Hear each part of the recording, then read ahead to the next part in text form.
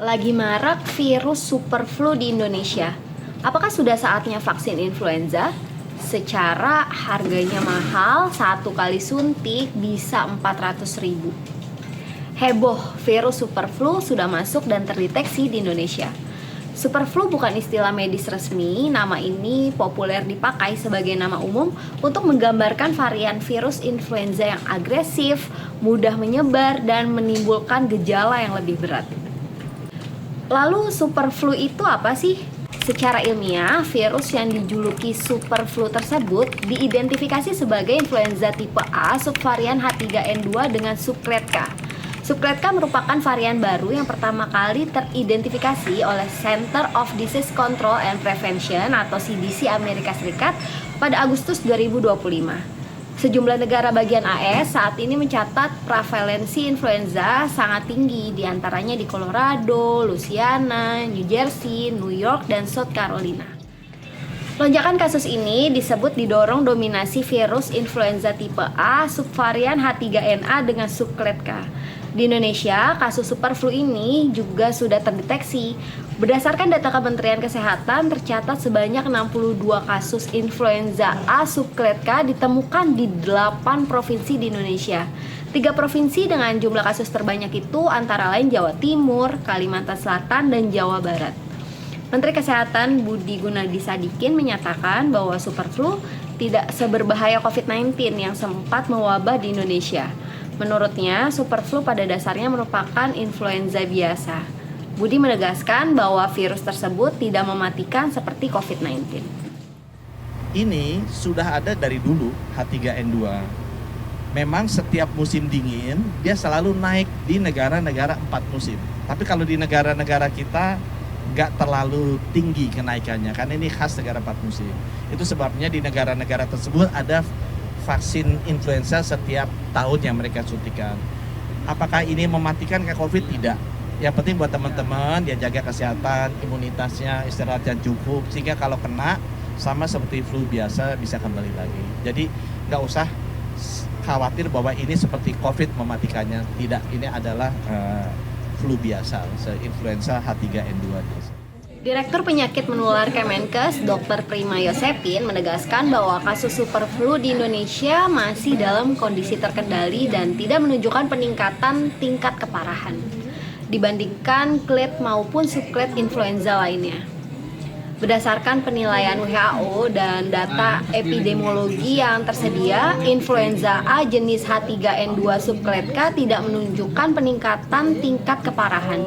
Gejala yang muncul umumnya serupa dengan flu musiman seperti demam, batuk, pilek, sakit kepala, dan nyeri tenggorokan. Gejalanya sama kayak flu biasa ya, tapi bahaya nggak ya buat anak-anak? Yuk simak penjelasan dokter spesialis anak Atika Nurmalitasari. Yang disebut super flu itu sebenarnya bukan virus baru gitu ya. Jadi dia virus influenza yang sudah beredar di sebelumnya gitu. Cuman memang dia itu lebih mudah menular dan gejalanya tuh kerasa lebih berat gitu pada sebagian orang termasuk sama anak-anak. Gejalanya biasanya memang demam tinggi gitu ya, batuk pilek, sakit tenggorokan, lemas badannya. Beberapa case bisa lebih buruk, bisa ada komplikasi misalnya sampai sesak nafas, radang paru atau pneumonia kalau misalnya gejala awalnya tidak teratasi dengan baik. Gitu. Jadi bukan terus ini seperti virus baru gitu ya, kayak dulu zaman kita ngalamin COVID, tapi memang ini sudah ada, cuman memang penularannya lebih cepat dan banyak anak yang memang belum punya kekebalan tubuh terhadap virus tersebut sehingga banyak kasusnya gitu.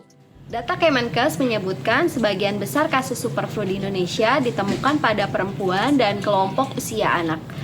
Kenapa ya super flu rentan menyerang anak-anak?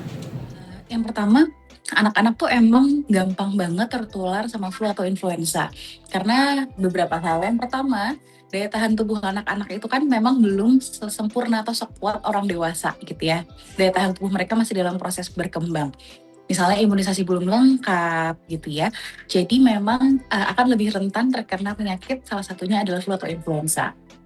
Yang kedua, anak-anak itu umumnya toddler, preschool gitu, mereka itu suka melakukan aktivitas secara bersama-sama. Misalnya di sekolah gitu ya, atau misalnya di daycare.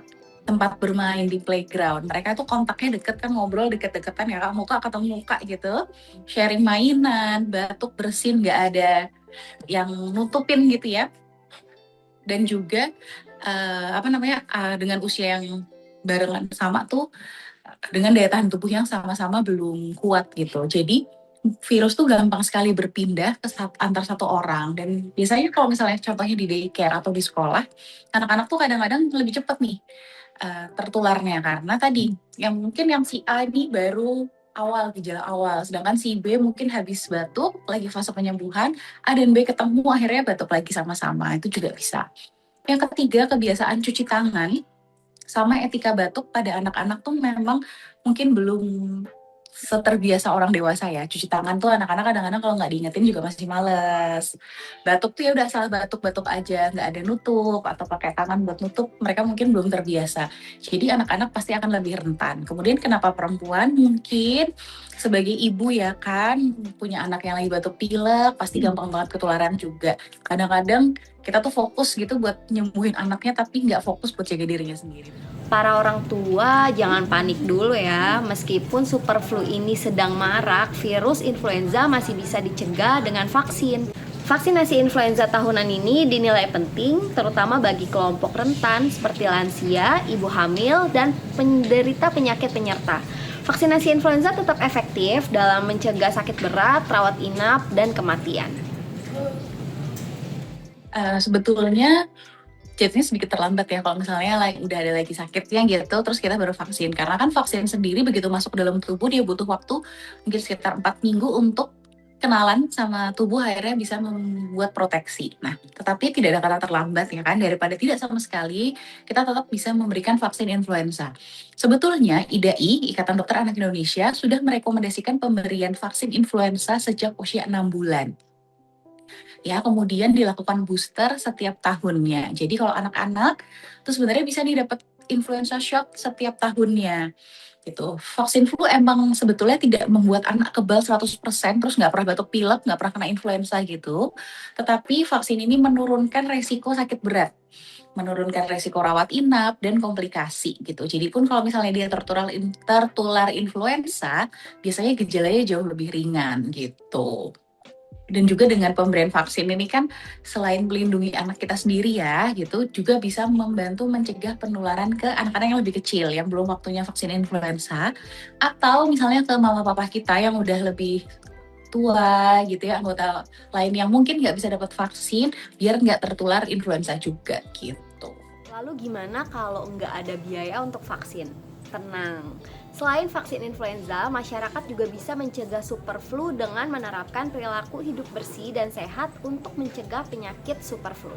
Kemenkes juga mengimbau masyarakat untuk menjaga daya tahan tubuh.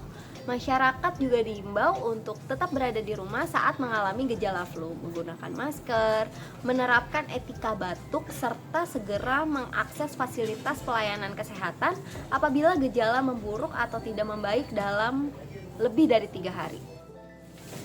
Super flu mengingatkan kita bahwa penyakit yang terlihat sepele bisa berubah menjadi ancaman serius.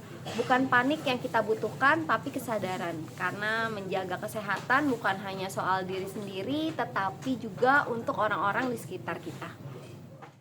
Cari berita selebriti dan lifestyle yang lagi viral. Di sini tempatnya.